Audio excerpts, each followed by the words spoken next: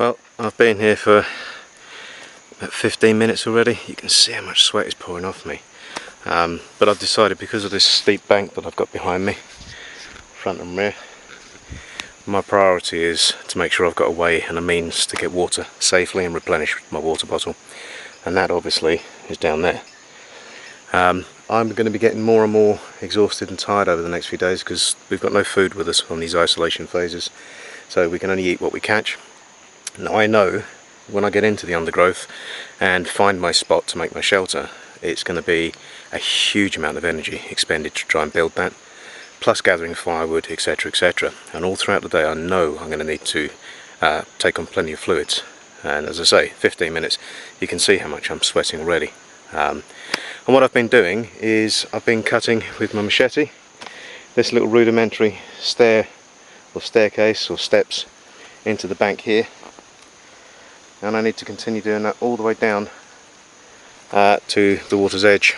And when I've done that, I'm going to whack some sticks in next to each of the steps so that if it does rain again tonight, well, not if, when it rains again tonight, to get back and forth from the water to keep replenishing my water bottle, I've got a safe means of doing that process rather. As well as that, tonight I've got some night lines, night hooks for catching fish. And again, I need to be able to get down to this platform down here in order to tie those night lines on, in the hope of trying to catch some food and some fish to kind of see me through the next 5 days. If I don't, it's not the end of the world, but I still need to be able to try and get down there safely. So that's what I'm doing in the first 15 minutes to half an hour, maybe longer. It's a muddy material on top and soil underneath, so it's time consuming, but it's not hard work. Once I've done that, I'll head on up and I will show you my new home for 5 days in the interior and let you know what it looks like.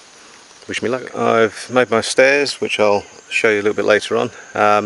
Took me about an hour or so because it's thick clay and I need to dig through everything, get in there, but need to do it safely as well. That's the thing. Everything is very slow and methodical and safe. And you've only got this thing to use, which is an incredibly capable tool, which I'll talk about later on. I've now set about, now that I can get up to the interior, having a look around to see if I can find somewhere for my shelter. And I've found this location here. I don't know if you can see, but I've got 4 trees. 1, 2, 3, 4. Not ideally spaced, but I'm going to make a bed one direction between them, have the fire on the western side because the wind is coming from the eastern side, just to keep the smoke kind of blowing away but towards where I am on the bed. I'll thatch some of the roof, and I'm going to set about doing that now. But as you can see, I need to clear this whole area here, this floor area, because that's where the scorpions and spiders and snakes and little critters like to sort of roam around. So when that's clear, I've got a clear viewpoint of what's on the floor before I put the feet down. Yeah, that's going to take me a good few hours, so I'm going to just take some water off and I'm going to go and locate the resources and then set about doing that. So wish me luck.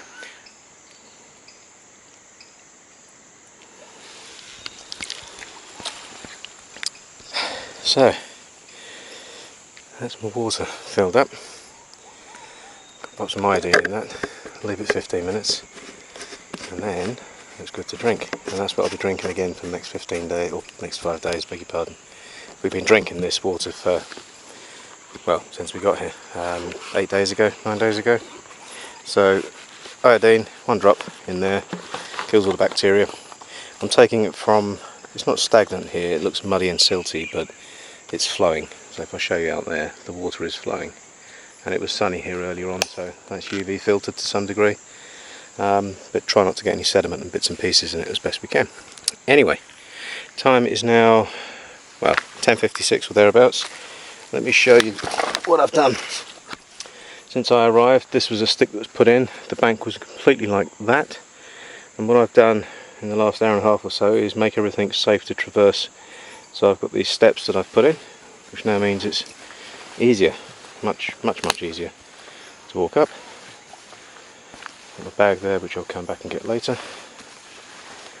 And then this is what I've also been doing, clearing a pathway and a trail through to the area that I've identified as where I want my shelter. So I'll show you where that goes now.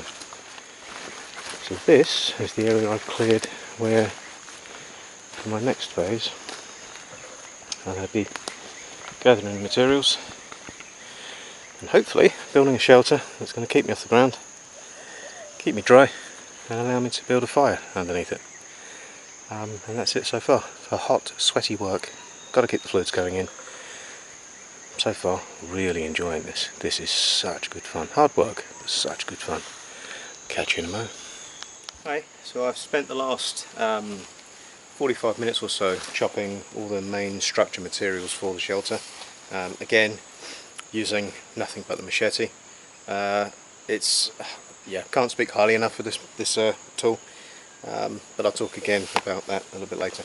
So, type of shelter I'm going to build has got a raised bed. It's got a roof over the top.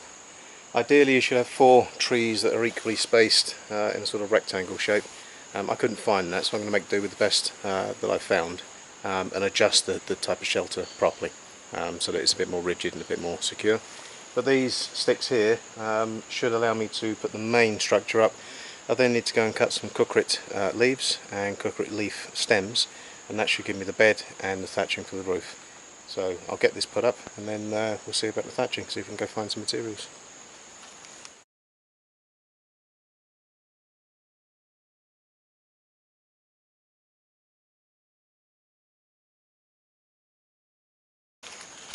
And there you have it, that's the main structure. I need to go get some cookrit leaves now to go across the top as thatching. I need to get some cookrit stems from the lower part of the leaf, which are thicker, to run between here, and that will form my bed.